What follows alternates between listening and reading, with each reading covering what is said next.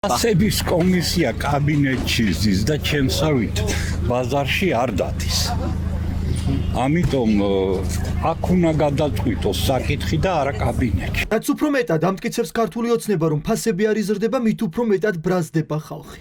ტელევიზორში ისმენენ ერთს, ბაზარში მისულებს კი სულ სხვა რეალობა ხდება. ძვირია ყველაფერი. ამ ორი თვის განმავლობაში არაფერი გაიაფებულა თქვენთვის?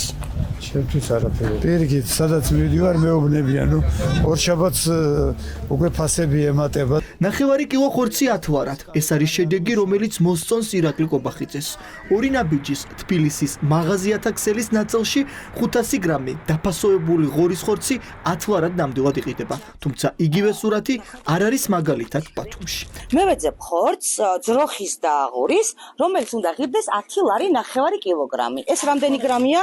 ჩვენ არ რა გაიაფთა ხალხისთვის? ის ვინც პროდუქციას ბაზარში ყიდულობს, ამბობს, რომ იშვიათი გამონაკლისის გარდა ხორციც და სხვა პროდუქტიც უფრო ძვირია, ვიდრე ამას მთავრობა ამბობს. ხორცს რამდენად ყიდულობთ? ნახევარი კილო შეგიძლიათ 10 ლარად იყიდოთ საქონლის ხორცი, ან ღორის ხორცი?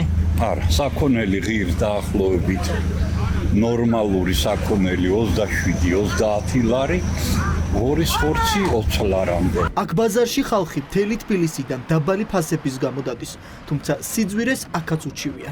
მოქალაქეები თავს მოტყუებულად გრძნობენ, როდესაც ბაზრიდან სახლში მისულებს სულ სხვა რეალობა ხდებათ. ვიყავი ბაზარში ამ წუთას და კილო იყო 29 ლარი. ურმაც მოიმატა, შაქარმაც მოიმატა, რასაც მე ვყიდულობ. ხორცი ხო საერთოდ ლაპარაკის ზედმეტია. აი ხორცზე მინდა კითხოთ, გუშინ კობახიძემ თქვა, რომ ნახევარი კილოგრამი საქონლის ხორცის ყიდვა არის შესაძლებელი 10 ლარადო და არის ბაზარში.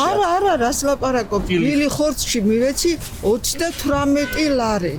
აი რბილ ხორცზე ამბობდა, რომ 10 ლარად არის შესაძლებელი. არა, მე რას ლაპარაკობ? ბოლოს რა პროდუქტი შეიძინეთ იაფად? აი ორი თვის. მე იაფად კი არა, ცეცხლის ფასი მივეცი. 10 ლარად ყიდულობთ ნახევარ კილოგრამ საქონლის ხორცს. ყიდულობ 29 ლარს. მხოლოდ ლაპარაკი და სხვა არაფერი ლაპარაკის გარდა. ეს არის იმ მოქალაქეების შეფასება, რომლებიც ჩვენ გამოვკითხეთ. ხვალ ფასების კომისია მუშაობას ასრულებს. შემდეგ დასკვნა უნდა დაწერონ და შემდეგ რა მოხდება ჯერ მხოლოდ ქართულ ოცნებაში იციან. ოპოზიცია ფიქრობს, რომ ქართული ოცნების პროპაგანდამ ამჯერად ვერ იმუშავა. საქართველოს პრემიერ-მინისტრად წოდებულმა კაცმა გადაწყვიტა, რომ 500 გრამი ხორცის ფასი შეიძლება ქართულ მაღაზიებში იყოს 10 ლარი და აყიდინებდა ჟურნალისტებს, ხოლო 10 კვერცხის ფასი 4 ლარი და 60 თეთრი. ტყუილი ნომერი 1. 500 გრამი საქონლის ხორცი ყველაზე მინიმალური ღირებულება.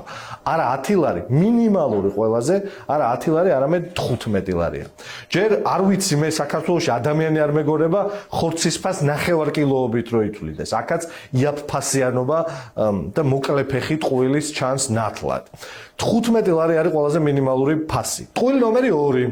კვერცხის ფასთან დაკავშირებით. სინამდვილეში არაფერი არ გაიაფებულა, 1 იანვრის ნიშნულს დაუბრუნდა კვერცხის ფასი და აგერ აღდგომა გამოვიარა და ყველა კარგად იცით რა ღირდა კვერცხი ბაზარში. სასურსათო პროდუქტების სარეალიზაციო ქსელის წარმომადგენლებმა, როგორც თქვეს, რომ არანაირი რესურსი არ არსებობს, რომ ფასები გაიაფდეს. ფასები რო გაიაფდეს სასურსათო პროდუქტებზე, მედიკამენტებზე, საწვავზე და ზოგადად სამომხმარებლო ბაზარზე, ამისთვის პირველ რიგში არის ხელისუფლების ნება.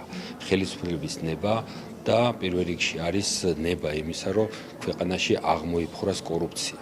როდესაც ეს ყველაფერი კორუფციასთან, ნეპოტიზმთან, სახელისუფლებო პარტიის დაფინანსებებთან არის დაკავშირებული, ეს ფასები ვერ გაიაფდება. მოქალაქეები წუხან არა მხოლოდ იმპორტირებულ სურსათზე მაღალი ფასების გამო, არამედ მათი თქმით ძვირია სეზონური ხილი და ბოსტნეულიც, რომელიც როგორც წესი გაზაფხულზე იაფდება და ისედაც მძიმე ეკონომიკურ მდგომარეობაში მყოფი მოქალაქეებისთვის შვებაა.